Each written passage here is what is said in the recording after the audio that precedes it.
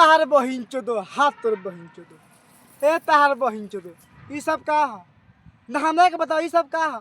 ए भाई अब तोहनी बताओ तो ये तो देखला के बाद में कोनो सरफ पटा के पेले के चाहिए।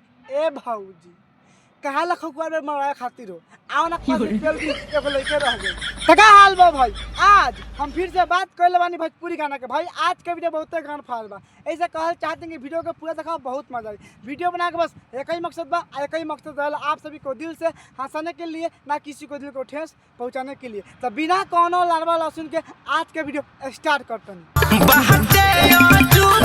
अरे सारा बोल छुचु बा का कहता बाके अजूबा। अरे भैया तू सच कहता भौजी का जब दुख रहता था बानू उहे मौजूदा दिखा देता और नीचे का सामान तो पूरा कोनो समझ सकता पुल हो बहन चो हावड़ा पुल समझ सकता है भाई लोग। हाँ ऊपर का जब दोनों बम दिखाई देता ये देखने के बाद मन खुश हो जाता। तो तू हमें खोल के बताओ साफ साफ कथी भौजी के अजूबा बा दिखाओ तो। इन छोटे मोटे प्रोग्रामों से कितना कमा लेते हो? भाग सार बोर छुछू हमको अनिया भौजी के जोबन दिया कही कि भौजी के गजब के जोबन बा तो ये बहन से मटका दिया कहता। अरे सारा काना एंगल से दिखाए तो भौजी के मटका अजूबा दिखाई देता रे। भौजी के मटका बहन से पूरा खनताई बा आ होल बा और में डबले पानी पूरा पानी भर जाई और तो सामानो चल जाई। भौजी के मटका ना भौजी के जोबन हेता हेता बा आ गजब के बा ई कहबे तो मानम लेकिन मटका दिया कभी ना मानम आ ज़्यादा बोलबे कूद के पेल दम हगबे। अच्छा ठीक है।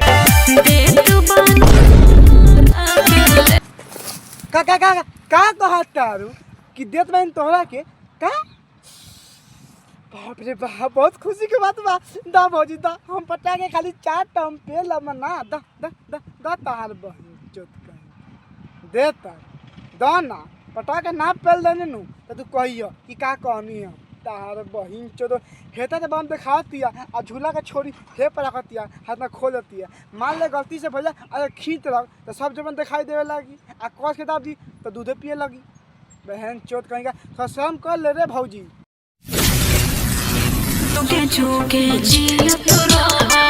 अच्छा जुग जुग जेत रही आ तहरा के पेलत रही ना ये तो कहे के मतलब बा बहन चोत कितना खुशी के बात कहते यार कि जुग जुग जियत रह। अच्छा भौजी हम जुग जुग जियत रहम तो का होई क्या क्या कहना क्या चाह रहे हैं भैया? हाथ तोर बहिन चोदो ब्याह करबा का सुन तोरा भाई लोग केंती भौजी कहतिया कि जुग जुग जियत रह आ दूध राजा पियत रह। अरे भौजी पैकेट के दूध आ भैंसी के दूध पेबू तो हम ना जियब ना ना ना ना अपन दूध पियाओ तो हम जियब। हाँ बोला पियाबू बोला हाँ आहा भौजी दूध पियाई भौजी दूध पियाई। अच्छा भौजी दूध के बदला नु मुँह तो मत पिया दिया तो महके लगी। चीटिंग करता है तू चीटिंग करता है तू। बारे सारे बुढ़ छुछू न वाह बहुत अच्छा कि तू तो दिले बड़ा हमरा के दुख है रजा तार कहे के मतलब बा कि जौन भतार तहार बा उ तहार के दुख दे दिल बा। तो सुना सार तो नहीं तू आवा हम लगे चाहे मैं केमा में लगे कसम से कहता नहीं थूक लगे के मारम लेकिन दुख कभी ना दे हम तोर कसम। समझ रहे हो ना? तार बहिन चलो पटा के पेल दम राने पर हक देबा सार बुढ़ छुछू न कह दे ठीक बा हम तो दुख ना दे हम बस हमें खाली पेले दे थूक लगा के मारम। तो फिर से कहता बहन चोट की हमारे दिल बा दुख है काहे रे तो कहना पेली ले बोल हम तो ना पेली ले सार तो नहीं कि तो दुख दे दिल बन तार बहन चो मुँह तो दम सार तो भान वाला भौसरी वाला कहेंगे सुनता अगर दुख दिल बन तो हम तो दुख दिल बन हक बहन चोट। कौन है ये लोग कहाँ से आते हैं?